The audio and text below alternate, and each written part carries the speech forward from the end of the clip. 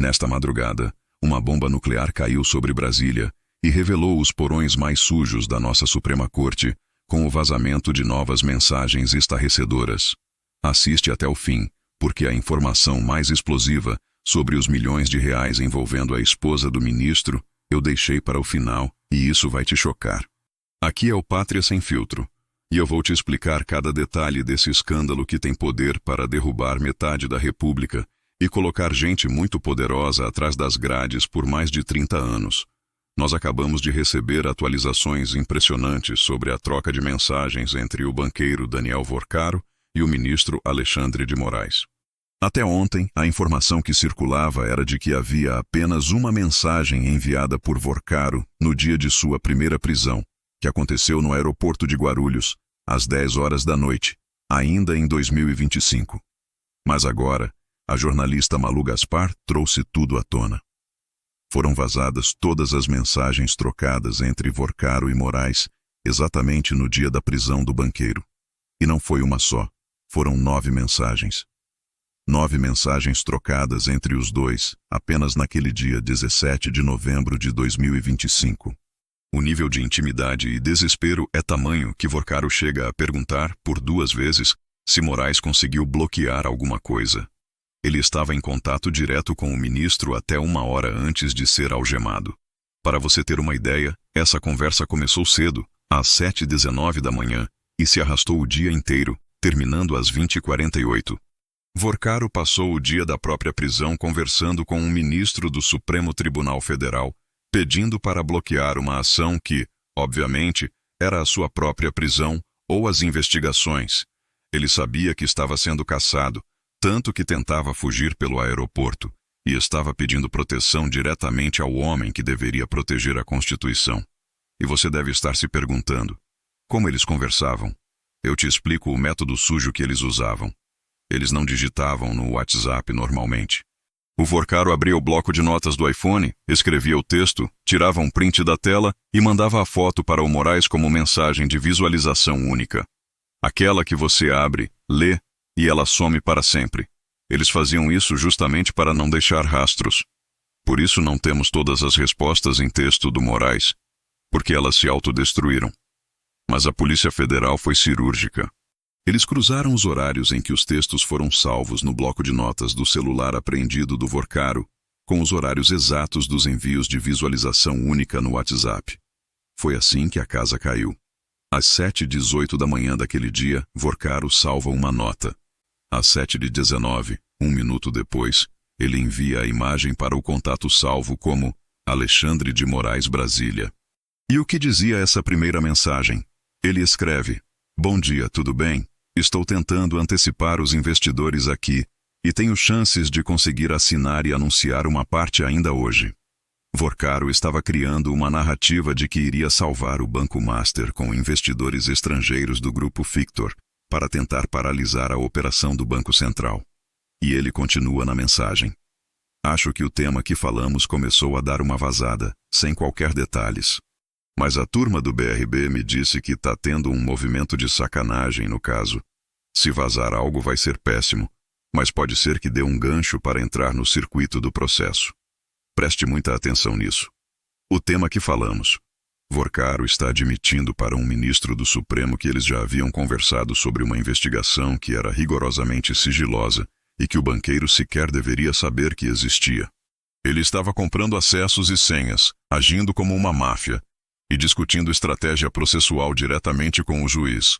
Moraes, lendo que um investigado tinha acesso a dados sigilosos, tinha a obrigação legal de mandar prendê-lo na hora. Mas o que ele fez? Respondeu às 8h16 com uma mensagem de visualização única. O dia avança e o desespero de Vorcaro aumenta.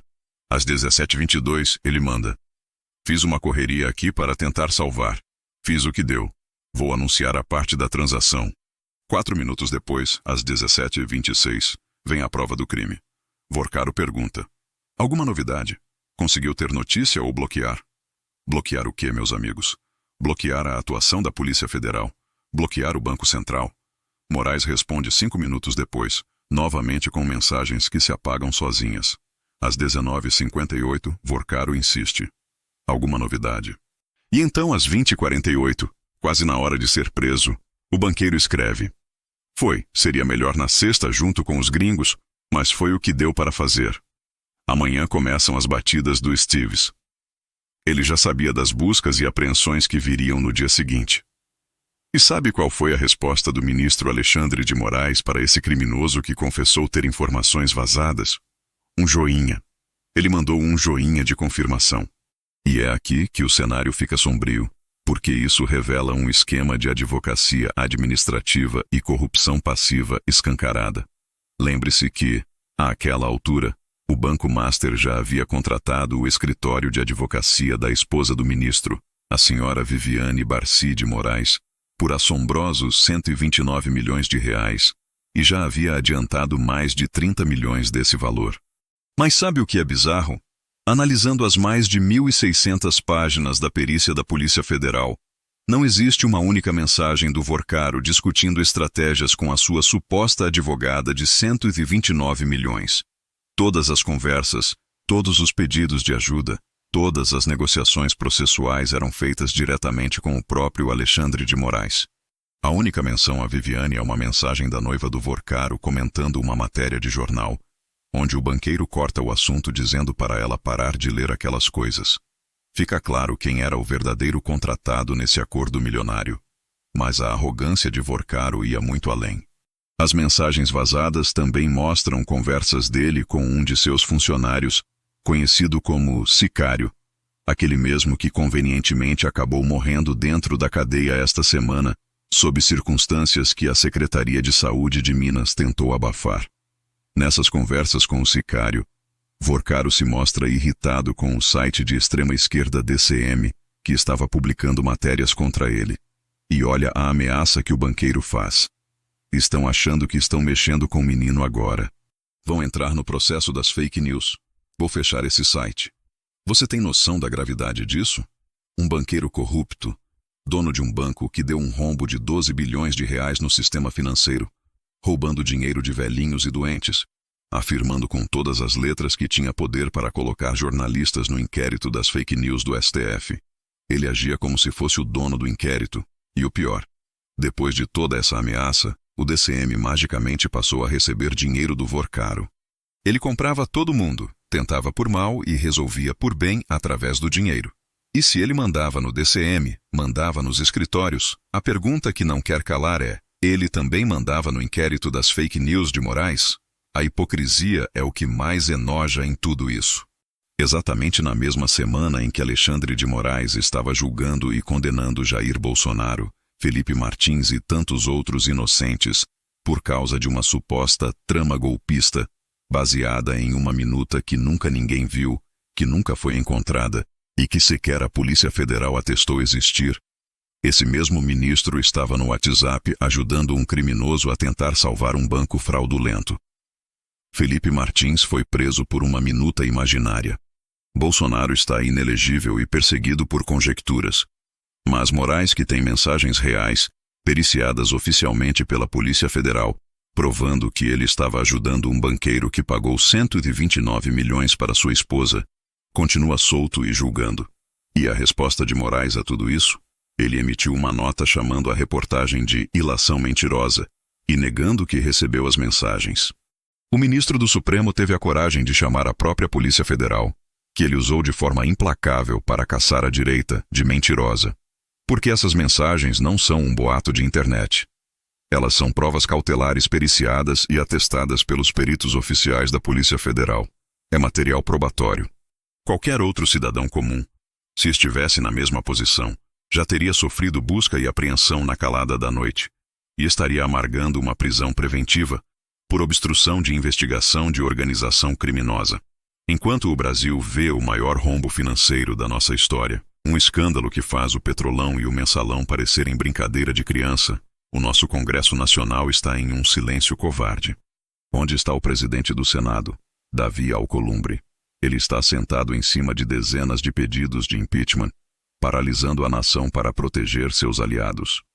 Ontem mesmo, o senador Eduardo Girão tentou falar sobre o assunto no plenário, pediu 1 minuto a mais para concluir seu raciocínio, e foi sumariamente cortado por Alcolumbre, que ignorou o parlamentar e passou a palavra adiante.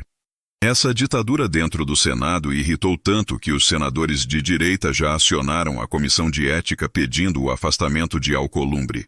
Se ele cair e um presidente sério assumir, ministros como Moraes, Dias Toffoli, que também está afundado nisso, e Gilmar Mendes vão começar a cair um por um. Nós não podemos normalizar o que está acontecendo. Testemunhas morrendo na cadeia, ministros como André Mendonça precisando de segurança reforçada para sua família, por medo de retaliações da máfia do Banco Master, a PGR de Paulo Gonet, escondida debaixo da cama sem oferecer uma denúncia sequer contra Moraes, e o Senado acovardado. Se isso acontecesse em qualquer país minimamente civilizado, o impeachment seria instaurado na mesma hora. O ministro seria imediatamente afastado de suas funções, até o fim do julgamento, e a prisão seria o próximo passo evidente. Mas aqui no Brasil, eles agem como se fossem deuses intocáveis. A escolha nunca foi tão clara. Ou nós cobramos o Senado e expomos a verdade para o mundo inteiro, ou entregamos o Brasil de vez para essa quadrilha institucionalizada. Eu quero saber a sua opinião. Comenta aqui embaixo. Você acha que essas mensagens provam o crime de Moraes e ele deve sofrer o impeachment imediato?